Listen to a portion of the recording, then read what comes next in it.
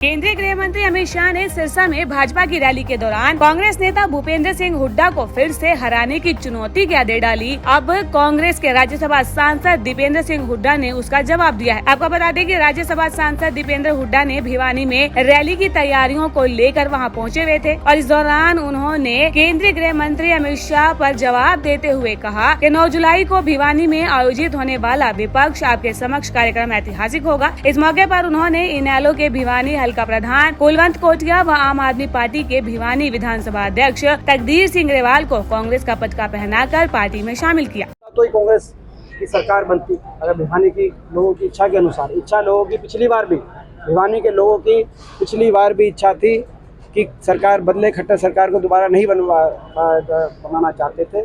लेकिन मैं समझता हूँ कि जो है कहीं ना कहीं लोगों के साथ ठगी हुई बीजेपी जैसी पार्टियों के।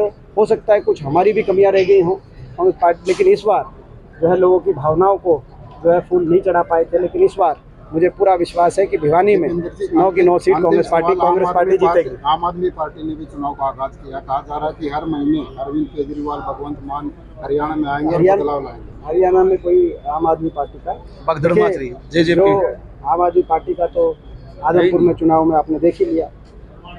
उन्होंने तो वो तो वहीं पे रहे। केजरीवाल जी भी 5 दिन रहे, भगवंत मान जी भी 1 हफ्ता रहे और लोगों ने, हरियाणा के लोगों ने आदमपुर के चुनाव में जो है अपना, मैं समझता हूँ कि स्पष्ट किया।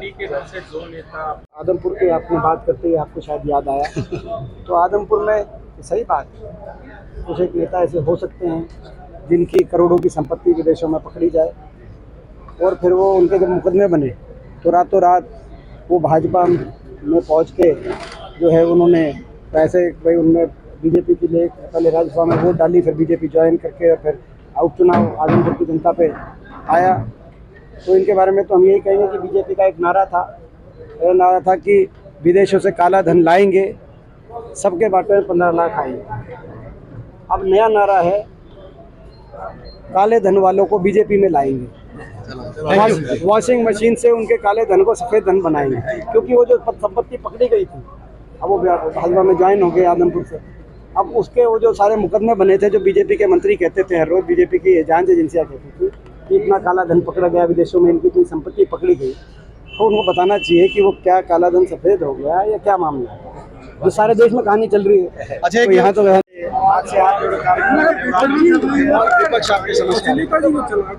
पूरे प्रदेश में लगातार कार्यक्रम चल रहे हैं और कांग्रेस पार्टी को लोगों का बहुत आशीर्वाद, लोगों का बहुत सम्मान मिल रहा है और जो जिस तरह का समर्थन प्रदेश के कोने कोने में मिल रहा है उससे निश्चित है कि हरियाणा प्रदेश का हर वर्ग मौजूदा सरकार से पूर्णतः नाराज है, निराश है और हरियाणा में परिवर्तन चाहता है और कांग्रेस पार्टी की तरफ देख रहा है। हरियाणा के कोने कोने से एक ही आवाज़ आ रही है कि भाजपा जज्बा खट्टर दुष्यंत सरकार जा रही है और हुड्डा साहब और चौधरी जी के नेतृत्व में कांग्रेस पार्टी की सरकार आ रही है।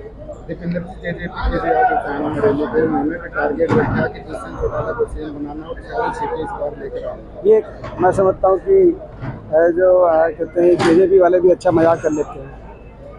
ये लोगों के गले नहीं उतरेगी। ये लोग जो बात है, मैं समझता हूँ कि उचाना सीट से ही मैं चुनौती देता हूँ।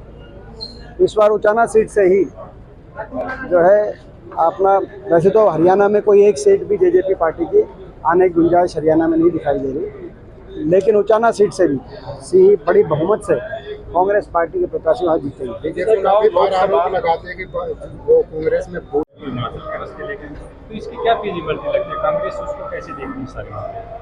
देखिए, ये जो है अब जहाँ तक SYL की बात है, सुप्रीम कोर्ट का फैसला अपने हक में आ चुका है और उस फैसले को अमल कराने के लिए केंद्र सरकार को सार्थक प्रयास करने चाहिए। लेकिन केंद्र सरकार जो है उस फैसले के बारे में कुछ सोच नहीं रहा। ये दुर्भाग्य है। यहाँ तक कि हरियाणा के तो तमाम राजनीतिक दलों को इस पर एकजुटता से प्रयास करना चाहिए और यही कहा था नेता विपक्ष हुड्डा साहब ने खट्टर साहब को, हरियाणा के जो मुख्यमंत्री जी हैं, कि हम सब आपके साथ चलने को तैयार हैं, आप समय लीजिए, प्रधानमंत्री जी समय लीजिए। जब से वो फैसला आया तब से कह रखा है हमने, लेकिन आज तक उनको समय नहीं मिला या लिया नहीं, तो वही बताएं। दीपेंद्र जी, पटना में पूरा देश का जो समूचा विपक्ष है वो एकजुट हुआ था, इसको लेकर मोदी ने कल परसों कहा कि सभी की फाइलें तैयार हैं, डर के मारे पूरा विपक्ष को। देखिए, मैं मानता हूँ कि जो प्रजातंत्र के लिए, मजबूत प्रजातंत्र के लिए जो समान विचारधारा की पार्टियां हैं, जो देश में भाजपा की जो एक सरकार है, इस सरकार के खिलाफ लड़ाई लड़ना चाहते हैं, वो एकजुट होने की जो कवायद है, मैं उसका स्वागत करता हूँ। अच्छी कवायद है, हमारे प्रजातंत्र के मजबूत जो है कि मजबूती के लिए ये अच्छा कदम है। मोदी कह रहे हैं कि डर के मारे वो तो वो कह रहे हैं, हम क्या कह रहे हैं, हम तो वही कहेंगे जो हम कहेंगे। महाराष्ट्र में तो आज एनसीपी के साथ हुआ है, तो कांग्रेस में कोई फूट नहीं, कांग्रेस एक ही। सर, कल किरण चौधरी ने 700 रुपये कहा है कि उन्हें जो है इसका न्योता भी नहीं मिला, जो कार्यक्रम चल रहा है। ये कार्यक्रम, इसमें स्वयं नेता विपक्ष चौधरी भूपेंद्र सिंह हुड्डा जी ने हर विधायक को स्वयं फ़ोन करके जो है निमंत्रण दिया है, जिनमें जो है ये भी शामिल। किरण चौधरी को दिया सबको, मैंने बता दिया। चौधरी भूपेंद्र सिंह हुड्डा जी ने इस नेता विपक्ष आपके समझ कार्यक्रम में स्वयं हर विधायक को, हरियाणा के हर विधायक को स्वयं टेलीफोन करके, वैसे तो ये पार्टी का कार्यक्रम है, पार्टी की मीटिंग में और समिति की बैठक के अंदर इस कार्यक्रम का जो है फैसला होता है, जिसमें सारे विधायक रहते हैं, लेकिन स्वयं हुड्डा साहब ने जो है मेरी जानकारी के अनुसार हर विधायक को, जिसमें ये भी शामिल हैं, हर विधायक को स्वयं टेलीफोन करके। खुद किरण चौधरी ने कहा कि उनके पास कोई मैसेज नहीं आया, और ये मैंने आपको एक बात, वो तो आप उनसे मुझे एक बात बताई कि हर विधायक को हुड्डा साहब स्वयं टेलीफोन करके इसका निमंत्रण देते, कांग्रेस के हर कांग्रेस के विधायक। सर, उन्होंने ये भी कहा कि वो स्वयं अपना कार्यक्रम स्वयं करेंगे। तो कांग्रेस में सभी अपने अपने कार्यक्रम करते हैं, उनको कोई साथ ही कहा कि लोकसभा चुनाव में भी चौधरी की वाणी से जो भी होगा वो, ये तो देखो, इसमें तो कांग्रेस पार्टी का अपनी प्रक्रिया है, कांग्रेस की जो है प्रक्रिया को कांग्रेस हाईकमान इन चीज़ों का फैसला सोचने क्या करें। कांग्रेस लोकसभा और विधानसभा चुनाव इकट्ठे होने से देखिए, कांग्रेस का हमारा ट्रेंड ये है कि चुनाव कराओ जल्दी से जल्दी। हरियाणा की जनता इस सरकार को और नहीं झेल पा रही। हरियाणा की जनता ये चाहती है कि ये चुनाव जल्दी जल्दी हों और इस सरकार से छुटकारा मिले, और कांग्रेस भी हरियाणा की जनता की भावना के अनुसार जो है, मगर क्या होगा वो समय में।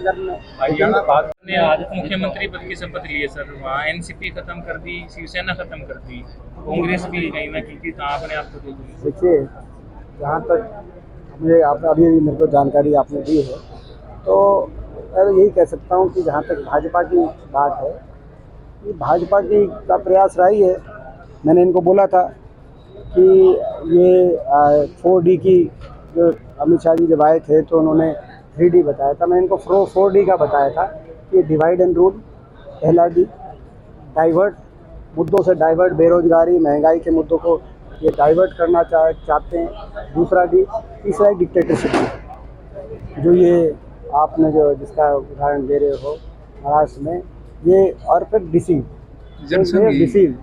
करते, धोखा देते हैं, 15 लाख का वादा करते हैं, कुछ भूल जाते हैं, आमदनी दुगने का वादा करते हैं, धोखा दे जाते हैं, 5100 का पेंशन का वादा करते हैं, धोखा दे देते हैं।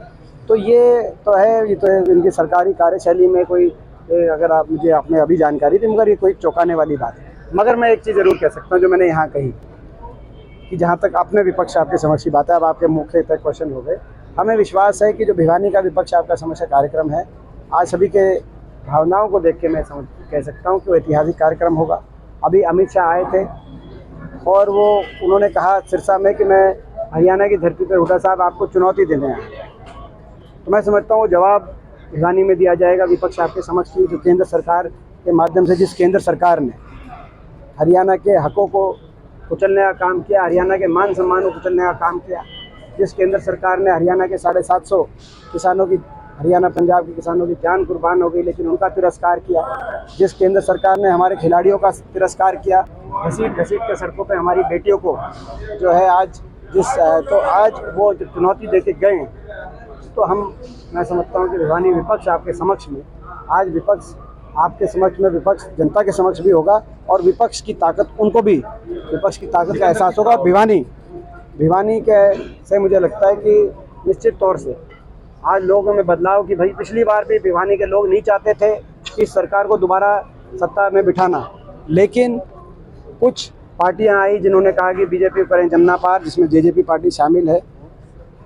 आज भिवानी में स्थिति है कि भाई 2 विधायक विपक्ष में है कांग्रेस के, एक भिवानी से एक महेंद्रगढ़ से, बाकी 7 विधायक चाहे वो इंडिपेंडेंट रहे हों, चाहे वो जेजेपी से जीत गया हो, चाहे वो बीजेपी से जीत गया हो, वो इस सरकार के छठी सरकार के साथ दिखाई दे रहे हैं। दैनिक सवेरा के लिए भिवानी से अंकित ठाकुर की रिपोर्ट।